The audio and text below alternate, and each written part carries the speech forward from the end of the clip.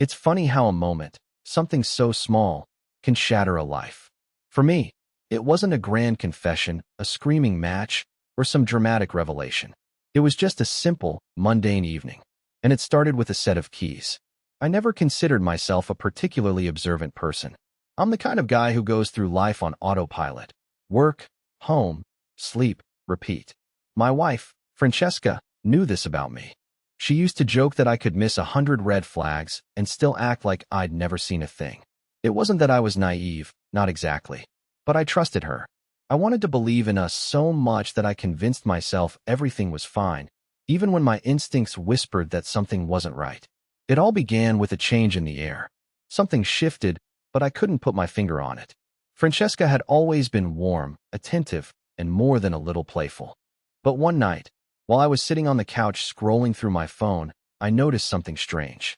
She was sitting across the room, half smiling at the TV, but her attention wasn't really on the show. It was on her phone. I didn't think much of it at first. People get lost in their screens, right? But then I saw the message. Just a flash of it, as she quickly swiped the screen away. It was brief, a single line, but it was enough to catch my eye. It wasn't the kind of message you'd send to a friend.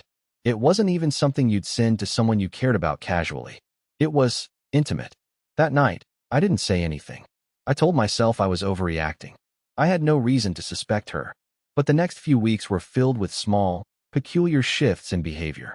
Francesca started staying late at work more often, going to meetings that didn't seem to add up. She'd come home looking flushed, her face a little too bright. She didn't smell like her usual perfume. The scent was different, something I couldn't place.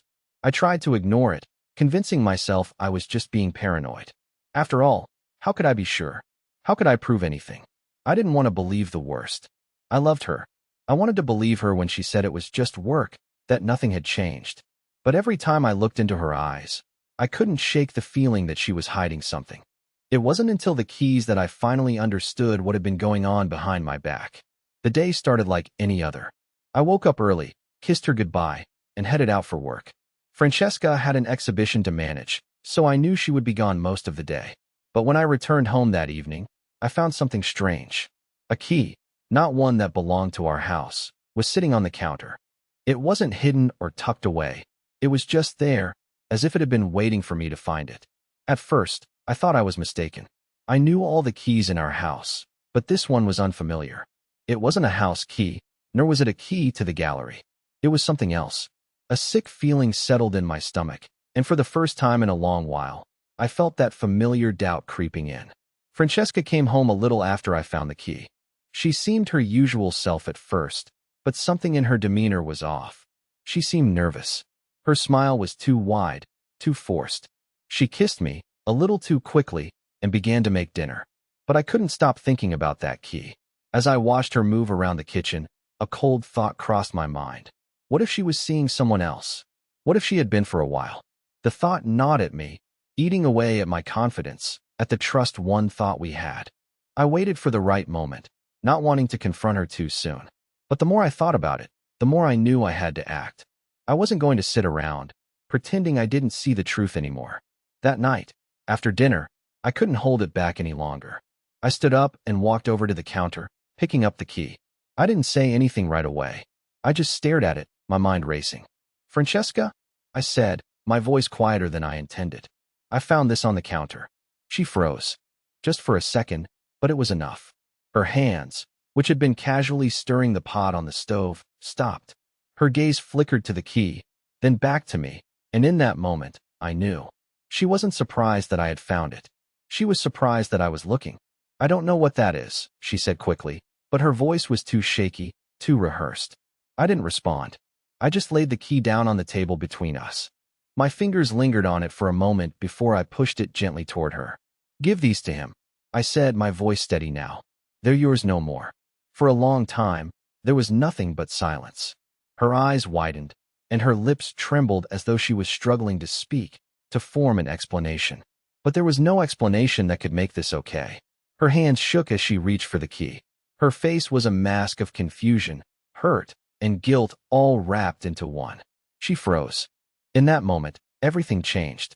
I wasn't blind anymore. I had seen everything, and I couldn't unsee it. And she knew it. There was no going back. It's strange how something can feel so right, so solid, one moment. And then, in a blink, everything shifts. The air between Francesca and me had been thick ever since that night. I didn't need to say a word. I could tell she was avoiding me, trying to act like everything was normal, but it wasn't. It was far from it. Her usual warmth was gone, replaced by an eerie coldness. She no longer looked at me the same way, didn't touch me with the same tenderness. It was as if she had closed herself off, a wall I couldn't scale. I tried to pretend like I didn't notice, like I could live in this silent tension and let time heal whatever was broken. But the truth was, the cracks had already started to show. I couldn't ignore it, and neither could she. That night, I went to bed earlier than usual. I could feel her lying next to me, but she wasn't really there. She was miles away, and when I turned over to face her, I saw the way her eyes were closed tightly, as if she was desperately trying to block me out, to block everything out. It wasn't even about the affair anymore. It was about the distance that had grown between us. The intimacy we once shared was gone, like a flicker of light that had been snuffed out. I didn't say anything. There was no point. What was there to say? I knew the truth now. I knew what had been happening when I wasn't looking. I knew who had been there in the moments I thought we were fine. The next few days passed in a haze of silence. Francesca went to work early, came home late, always offering a quick, half-hearted kiss before disappearing into the other room. I didn't ask her about the key again. I didn't need to. I already knew what it meant. But something had shifted in me. I wasn't the same man I was before. The man who had trusted her, believed her, followed her every word like it was gospel. That man was gone, replaced by a version of myself that saw everything clearly. A man who wasn't willing to let this go, no matter how hard it was to confront. And then, one evening, I came home to find her sitting at the kitchen table, her phone in hand. She didn't even look up when I walked in. That should have been my first warning. But, still, I hesitated. I didn't want to push her too hard. Maybe it wasn't the right time. But I knew this was it. The moment had arrived. I sat down across from her. For a long time, I just watched her, waiting for her to say something, anything. She didn't. She just stared at her phone, fingers tapping nervously on the screen. "Are you still seeing him?" I asked, my voice low but steady. I didn't need to say his name. She knew exactly who I was talking about. She froze. Her hands stilled on the phone, and her eyes lifted slowly, meeting mine for the first time in days. I could see the guilt flash in her expression, a momentary slip, before she regained her composure. But it was too late. I had already seen it. "No," she said, too quickly. The lie was obvious, but I didn't call her out on it. Not yet. I didn't need to hear her answer. I could see everything in the way she avoided my gaze, in the way her fingers fidgeted with the hem of her shirt. I had caught her. I didn't know the details, but I didn't need to. The truth was all around me, suffocating the air we shared. I stood up without saying another word. The silence between us was deafening, but I wasn't sure if she even realized it anymore. She had checked out long ago.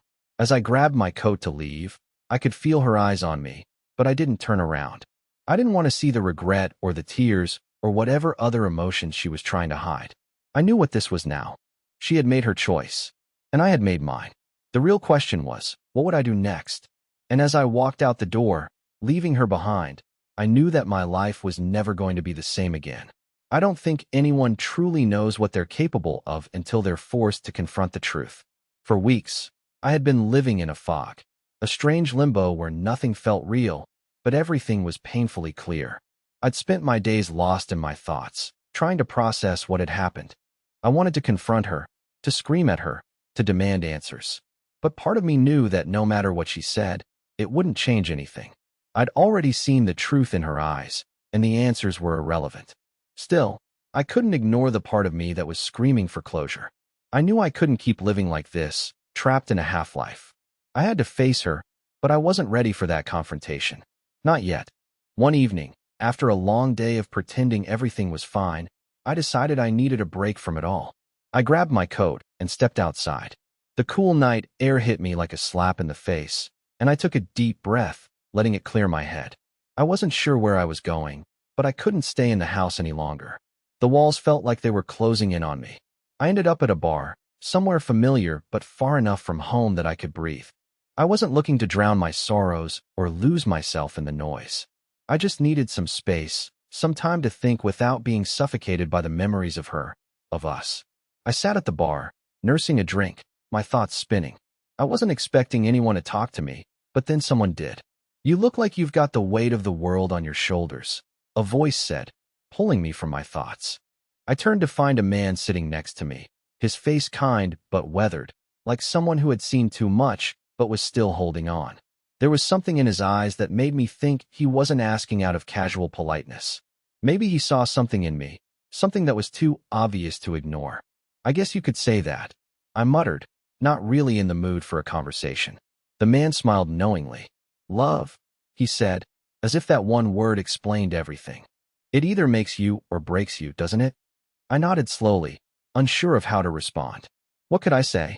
The love I had built my life around had cracked. There was no going back. "I know a thing or two about that," he continued. "When you give someone everything, only to find out they were never really yours to begin with, it's hard to come to terms with." Something about the way he spoke, the rawness in his voice, hit me harder than I expected. Maybe it was because I understood it too well. The betrayal, the loss, the emptiness. It was all too familiar. I didn't want to talk about it, but somehow, I found myself telling him everything. How Francesca had changed, how I found the key, how I knew about the affair, how I didn't know what to do with this fractured version of myself. When I finished, he sat quietly for a moment, looking down into his drink, as though weighing his words carefully. "You've got to let her go," he said finally. "I'm not saying it's easy. Hell, it might be the hardest thing you ever do. But you'll never move forward if you keep holding on to something that's already broken." His words stung, but I knew he was right. How could I keep pretending everything was okay when the foundation of everything I thought I knew was shattered? I stayed at the bar for a while longer, my mind racing with everything he'd said. I needed clarity, a sign, something to tell me what I was supposed to do next. But I didn't get it from him. I didn't get it from the drink or the silence. When I finally got up to leave, I felt the weight of the decision I had to make pressing down on me. I couldn't keep living in this limbo. I had to go back to her, not for answers, but for closure. To face the woman I thought I knew, the woman who had chosen to betray me, and to reclaim whatever dignity I had left. I drove home slowly, my hands gripping the wheel tighter than I realized. When I pulled into the driveway, I saw the lights on in the house. She was home. I didn't know what I was expecting, some dramatic showdown, or perhaps the calm before the storm. Either way, I wasn't ready, but I knew I had to face her. I walked into the house, the silence greeting me like an old friend. Francesca was in the kitchen, her back to me as she poured a glass of wine. I stood there for a moment, watching her. She didn't turn around. "Victor," she said, her voice soft but tired, as though she had been expecting me. I took a deep breath, trying to steady my nerves. I didn't know what I was going to say, but I knew I couldn't let her pretend anymore. "This ends tonight," I said, the words feeling heavy in my mouth. She turned to face me, the wine glass still in her hand. Her eyes were guarded, like a mask she had been wearing for so long it had become part of her. And for the first time in months, I felt like I was finally looking at the woman I once knew. Not the one who had betrayed me, but the one I had loved. The one I thought I knew. "I can't keep doing this, Francesca," I said. "I can't keep pretending." Her eyes flickered with something. Fear, guilt, maybe even regret. But it was too late. The distance between us had grown too wide, and there was no going back. The keys were still on the table. I reached for them, my hand trembling slightly as I picked them up, the weight of what they represented crushing me. "This is it," I said quietly. "Give them to him. They're yours no more." And this time, when she froze, it wasn't just a moment of shock. It was the realization that everything had finally come to an end. I thought I was prepared for what was coming. But nothing could have prepared me for that moment, standing across from her, feeling the weight of everything that had built up between us. Francesca's face was unreadable. She wasn't crying, wasn't pleading, but there was something in her eyes, something I couldn't place. Fear, maybe. Guilt? Or was it the realization that everything she had worked so hard to hide had finally come crashing down? I laid the keys on the table between us, watching as she stared at them. The silence stretched between us like a thick fog. She didn't move, didn't reach for them. Her hands were trembling, and for the first time in weeks, I felt like I was seeing the real her, vulnerable, caught in the lie she had been living. For a moment, neither of us spoke. I watched her, waiting for her to say something, anything, but she didn't. It was as if she was trying to hold on to the last shred of control, to pretend that this wasn't happening. But it was. "You've been seeing him," I finally said, my voice rough but steady. It wasn't a question. It was a statement, one I already knew the answer to. Her lips parted, and I could see her struggling to find the right words. But I wasn't giving her the chance. "I don't need the details, Francesca. I already know," I continued. "I just want you to admit it. Admit that you chose him over me." The room was suffocating. The air between us was thick with the weight of everything that had been left unsaid, everything I had ignored for so long. "I didn't want this," she finally said, her voice barely above a whisper. Her eyes met mine, and for the first time in what felt like forever, there was a flicker of something real in them. Regret, perhaps, but it didn't matter anymore.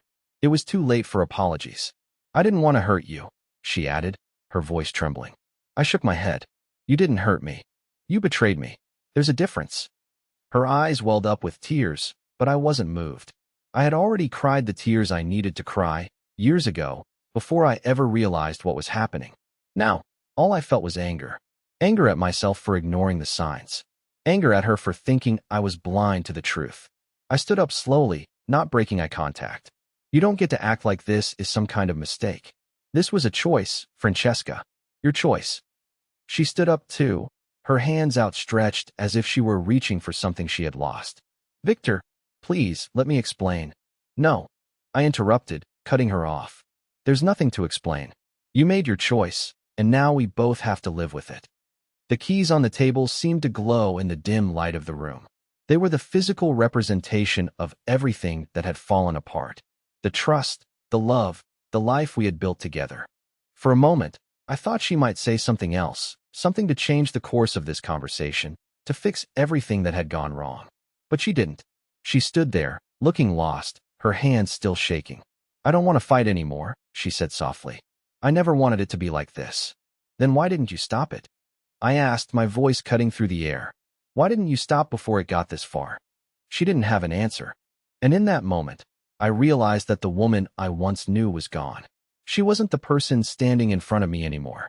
She was someone else, someone I didn't recognize.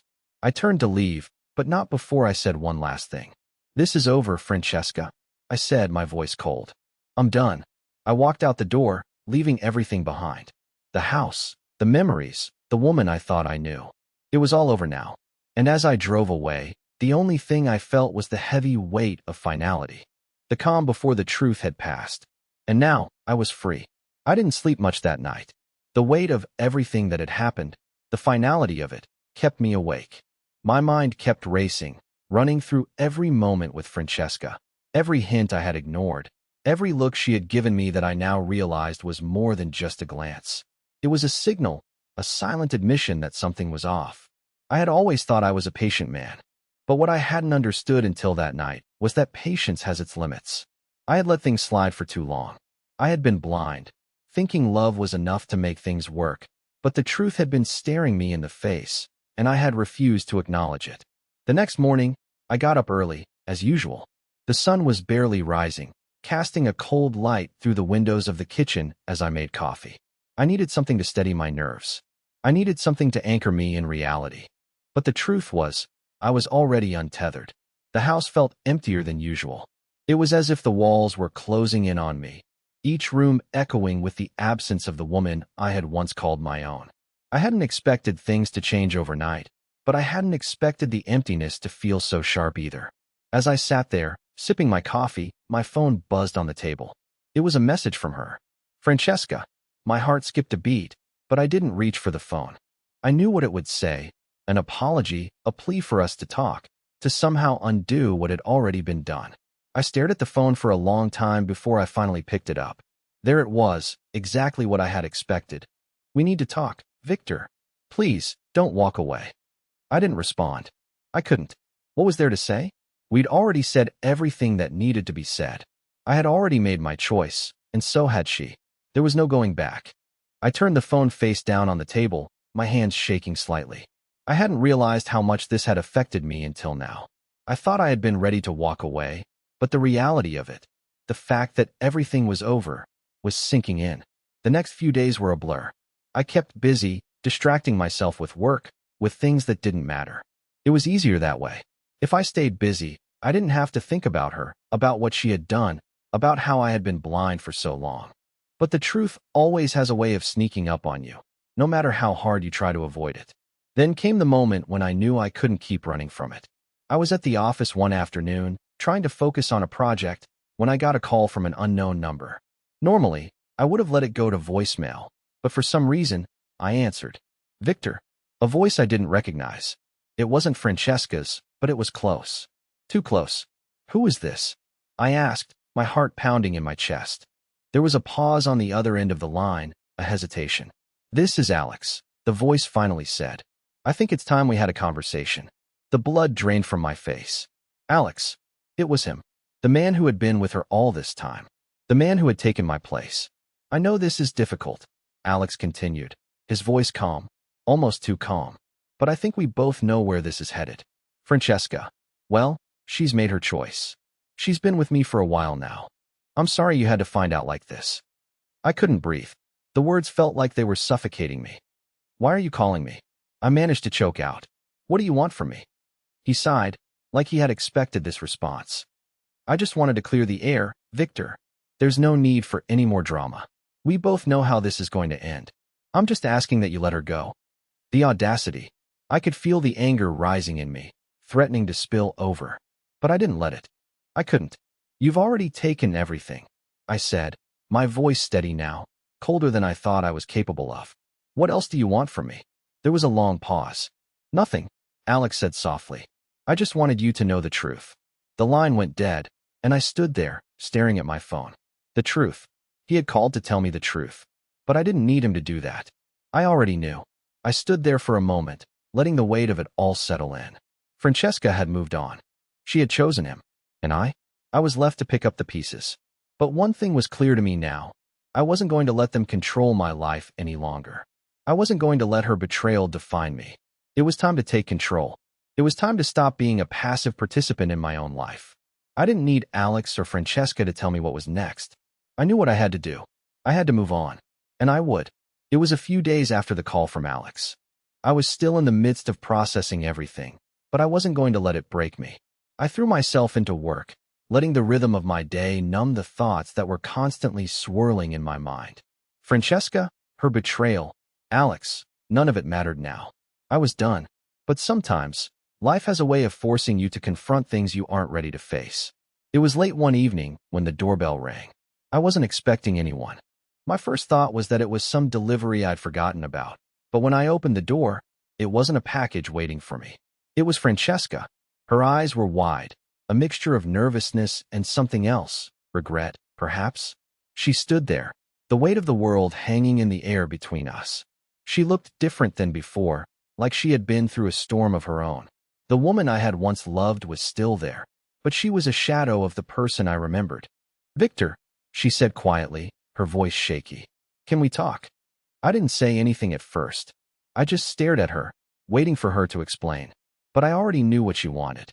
She wanted me to listen. She wanted forgiveness. She wanted something from me that I was no longer willing to give. Why are you here, Francesca?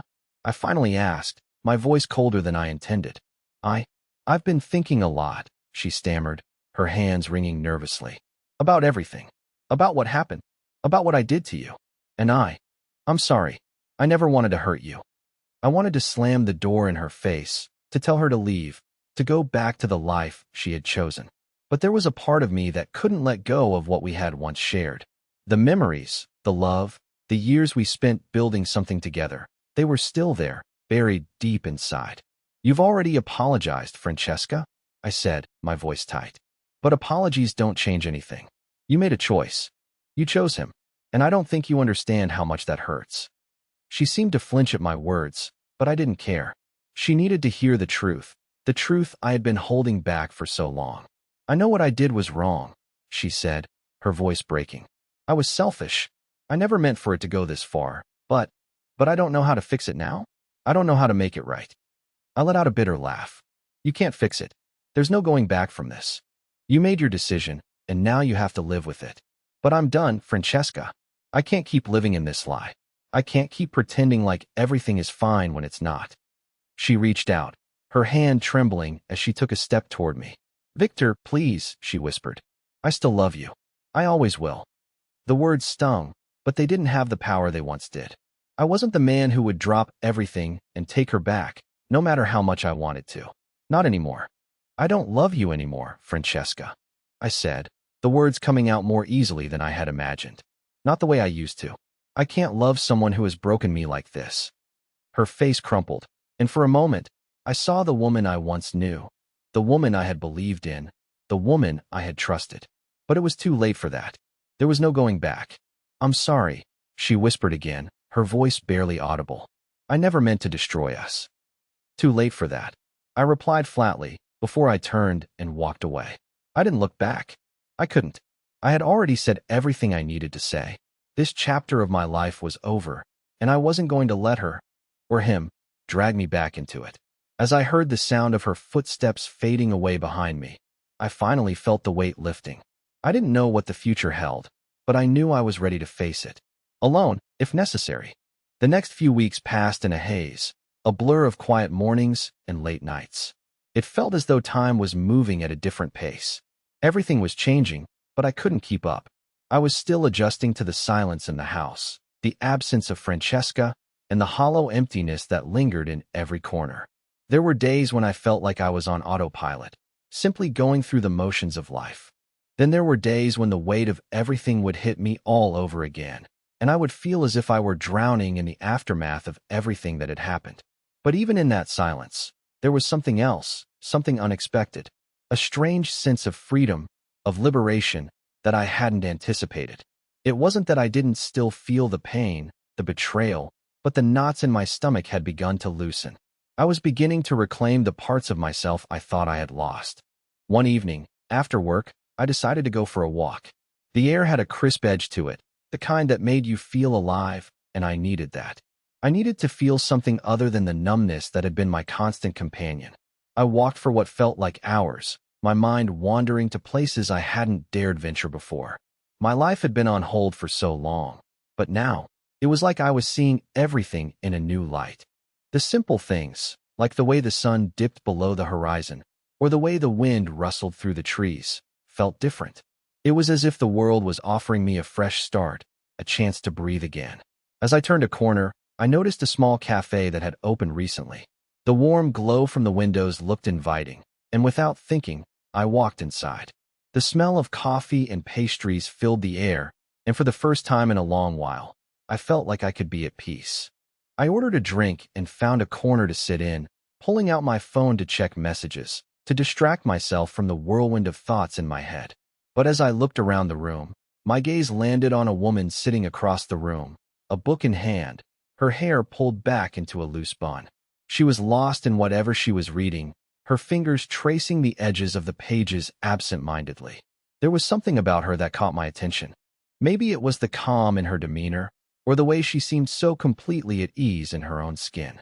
I hadn't realized how much I had missed seeing someone who wasn't weighed down by the baggage I'd been carrying. She didn't know me, didn't know my story, but in that moment, I felt a glimmer of hope that maybe, just maybe, things could be different. I shook myself out of my thoughts, forcing myself to focus on my coffee. I wasn't ready for this. I wasn't ready for someone new, not yet. But as I sat there, my mind began to wander again. What if I was ready? What if I could finally move forward, let go of the past, and embrace the future? The idea was terrifying, but liberating at the same time. As I left the cafe, I walked out into the cool evening air, my heart a little lighter than it had been in weeks. I didn't know what tomorrow would bring, but for the first time in a long time, I felt like I had the power to shape it. The truth was, I wasn't completely healed. There were still pieces of the past I had to confront, emotions I had to sort through. But I was beginning to see the light at the end of the tunnel. I wasn't defined by what had happened to me. I wasn't just the man who had been betrayed. I was Victor, and I had a future ahead of me. It was up to me what I did with it. The road to healing wasn't going to be easy, and I knew there would be moments when the past would come rushing back. But as I walked through the streets that evening, I realized that I didn't have to walk alone anymore. I had taken the first step toward reclaiming my life, and that felt like the most powerful thing I had done in a long time. And for the first time, I was okay with that. Months had passed since I walked away from Francesca. The process of moving on wasn't easy, but it was necessary. Every day, I grew stronger, more confident in my decision. I started focusing on myself, on my health, my career, and rediscovering who I was without the weight of betrayal dragging me down. I took up old hobbies I had neglected, traveled, and even started dating again, though I wasn't in any rush. For the first time in years, I felt alive. I had reclaimed my life. Then, one afternoon, I received a message that changed everything. It was from a number I didn't recognize, but the message was short and direct. She left me. It's over. I stared at the screen, my heart racing. I knew instantly who it was from. Alex. He had been the one to take what was mine, to shatter everything I had worked for, and now, he was the one reaching out to me. I waited a moment before I replied, my fingers hovering over the keyboard. Part of me wanted to rub salt in the wound, to make him feel the same pain I had. But I didn't. Instead, I took a deep breath, let go of the anger, and typed, I hope you find the peace you're looking for. I hit send and sat back in my chair, surprised by how calm I felt. This wasn't about revenge. It wasn't about making him suffer. It was about me, finally letting go of all the bitterness and embracing the freedom I had fought so hard for. A few weeks later, I heard through mutual friends that Francesca had left him. She had tried to reach out to me again, but I hadn't responded. She had made her choice, and now she was facing the consequences of her actions. Alex had grown tired of her, just like I had. He saw her for who she really was, a woman who couldn't be trusted. And yet, somehow, I didn't feel satisfaction in that. If anything, it felt like a quiet kind of justice. It was as though life had a way of balancing itself out, even when we're not looking. She had taken everything from me, but in the end, she had lost everything as well. It was no longer my problem. In time, I moved on from all of it. Francesca, Alex, the betrayal. I focused on building the life I deserved. I had learned that healing comes not from punishing those who hurt you, but from moving forward, from releasing the grip the past has on you. One evening, months later, as I sat on the porch of my new home, watching the sunset, I couldn't help but smile. It had taken a long time to get here, but I was finally at peace. The weight had lifted, the anger was gone, and I was free. Francesca and Alex were no longer part of my story. I had written my own ending, and it was just beginning.